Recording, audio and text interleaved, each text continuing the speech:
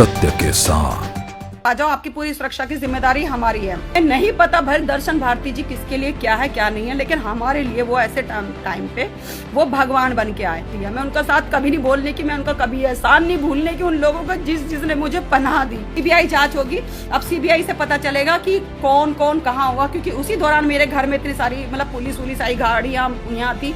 हमसे दर्शन भारती जी का फोन आया 4 तारीख को और हम आए 6 तारीख को हम आए उत्तराखंड देहरादून।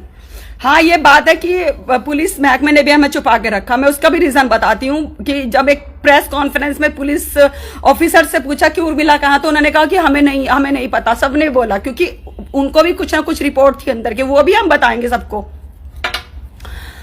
तो जब हम 4 तारीख को फिर हमसे दर्शन भारती जी ने हमसे बात करा, उनका बेटा तेरी सुरक्षा की जिम्मेदारी हमारी है। और 4 तारीख को ही आपको देखना कि देहरादून एसएसपी और एसपी सिटी, इन्होंने सबने मेरे ख्याल से हमारे लिए एक प्रेस कॉन्फ्रेंस करी थी कि उसकी सुरक्षा की जिम्मेदारी हमारी है, और अगर उसको उर्मिला को कुछ होता तो हम जिम्मेदार हैं, आप आ जाओ, आपकी पूरी सुरक्षा की जिम्मेदारी हमारी है।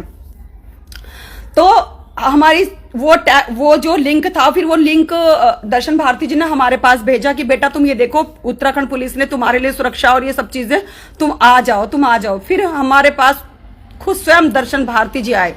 अब यहां से शुरू होता है रोल दर्शन भारती जी का, जो सब लोग कह रहे हैं कि दर्शन भारती तू बिक गया, दर्शन भारती तू दलाल है, तू वो है काल नेमी है। हमें नहीं पता भाई दर्शन भारती जी किसके लिए क्या है क्या नहीं है, लेकिन हमारे लिए वो ऐसे टाइम पे वो भगवान बन के आए। वो किसी के लिए कुछ भी हो, लेकिन मेरे लिए भगवान बन के आए, और उन्होंने जो मेरे साथ वादा किया था, उन्होंने वो मेरे साथ वादा पूरा किया। अब लोगों को जो भी उनके बारे में भ्रांतियां फैला रहे हैं, वो भ्रांतियां वो लोग फैला रहे हैं जो इसमें सीबीआई जांच नहीं होने देना चाहते। लेकिन दर्शन भारती जी ने भी मुझे पहली बार ये कहा, तू मेरी बेटी है और मुद्दे से भटकना मत, सिर्फ और सिर्फ तुमको अंकिता भंडारी बेटी पे ही फोकस करना है। अंकिता भंडारी को तुम्हें न्याय दिलाना है। और हमने यही कहा था उत्तराखंड की जनता से भी कि हम सीबीआई जांच कराएंगे माननीय मुख्यमंत्री जी से, और दूसरा हमने एक अपने लिए भी हमने कहा था कि मेरे साथ भी न्याय होना चाहिए। जो मैं 2 साल से मैं धक्के खा रही हूं, कभी यहां कभी वहां, और अब तो मैंने नया साल मैंने रैन बसेरे में बिता लिया। इसीलिए हम न्यूज में बोलते हैं, सब कहते थे आप कहाँ हो, कहाँ थी आप 9 दिन तक, कहाँ थी आप।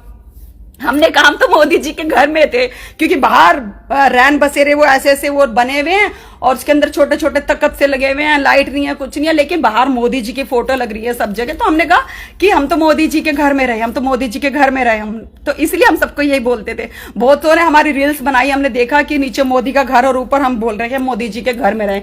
तो हम रैन बसेरे में भी रहे, ऐसा नहीं है। तो मैंने अपनी जिंदगी के वो सारे दिन देख लिए, मैंने 5 स्टार भी देख लिया और मैंने जमीन भी देख लिया, मैंने अच्छे लोग भी देख लिए, मैंने बुरे लोग भी देख लिए, और मैंने वो भिखारी भी देख लिए जिन भिखारियों ने मेरा साथ दिया। बड़े बड़े लोगों ने मेरा साथ नहीं दिया, पर वो भिखारी रिक्शा चलाने वाले रिक्शा लोग, उन लोगों ने मेरा साथ दिया। मैं उनका साथ कभी नहीं बोलने की, मैं उनका कभी एहसान नहीं भूलने की, उन लोगों को जिसने मुझे पनाह दी, जिसने मेरा। अभी ये देखो, अभी आप जो लिख रहे हो दर्शन भारती उत्तराखंड का दलाल है, सब जानते हैं। हमें नहीं पता कौन क्या है क्या नहीं है, लेकिन हमारे लिए वो पिता तुल्य हैं। उन्होंने जो हमसे वादा किया था, उन्होंने वो वादा पूरा किया। अभी मैं आज सारी चीजें क्लियर करूंगी, सारी चीजें, कि ये जो अंकिता भंडारी जो हत्याकांड है, किस तरह से लोग इसमें बरगला रहे हैं, किस तरह से लोग उसमें झूठ बोल रहे हैं, किस तरह से लोग मुद्दे से भटक रहे हैं। तो मुद्दे से मत भटको, मैं कहती हूं।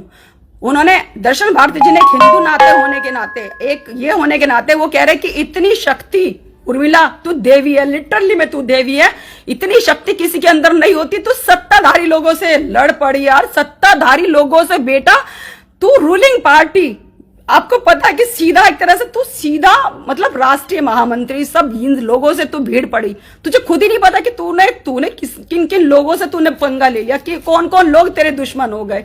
तू खुद भी विश्वास नहीं है तुझे कि तेरा कभी भी कोई भी कुछ हो सकता है। इसलिए जब हमें दिल्ली से लाया गया, ये बात सच है कि हमारे साथ दर्शन भारती जी थे, और एक गाड़ी हमारे साथ पुलिस कस्टडी की थी, और रास्ते में भी हम रुके तो हमने मास्क लगा रखा था, बहुत कस्टडी में लेके आए।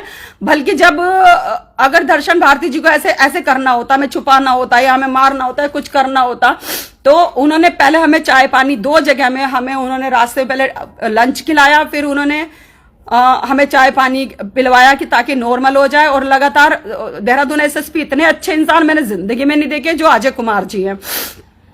ये सारे इन्होंने हमें एक फैमिली वाला माहौल दिया, सबने दिया, सबने एक फैमिली वाला माहौल दिया, क्योंकि हमारे अंदर ये था कि पता नहीं हमारे साथ क्या हो जाएगा क्या नहीं हो जाएगा, और ये हो भी जाता। इसके लिए मैं बिल्कुल श्योर हूं, आई एम बिल्कुल श्योर, 100% श्योर कि अगर मैं 29 तारीख को मैं पकड़ी जाती तो 29 तारीख को मेरा सबसे पहले फोन टूटता, फिर मेरे ऊपर पाकिस्तानी धारा लगाई जाती कि मेरे पाकिस्तान के साथ तार जुड़े हुए, या मैं सेक्स वर्कर, या मैं ड्रग्स रखती हूं, या मैं आरडीएक्स रखती हूं, कुछ भी मेरे साथ कुछ भी हो सकता था। इतनी धारा लग जाती कि शायद आप लोग कोई मेरी जमानत भी ना करा पाते, शायद, क्योंकि वो ना तो किसी के संज्ञान में था, मुझे तो नहीं पता कि किस किस के संज्ञान में था, वो तो अब सीबीआई जांच होगी, अब सीबीआई से पता चलेगा कि कौन कौन कहां हुआ, क्योंकि उसी दौरान मेरे घर में इतनी सारी मतलब पुलिस आई गाड़ियां यहाँ थी, और जबरदस्ती पूरे घर में तुम छानबीन कर रहे हो, कभी कैमरे देख रहे हो, कभी कुछ देख रहे हो, ये सारी चीजें देख रहे हो।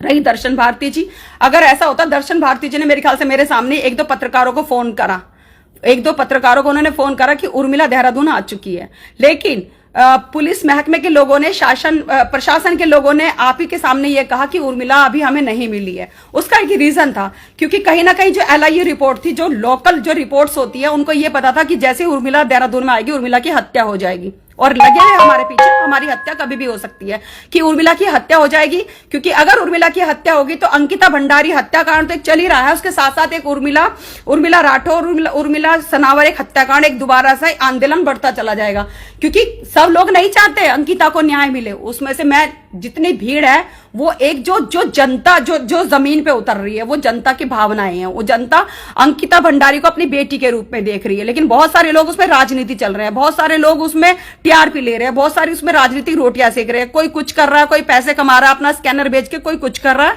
अलग अलग रूप कर रहे हैं। हमें इतनी कस्टडी में लाया गया, हमें पता है। सत्य के साथ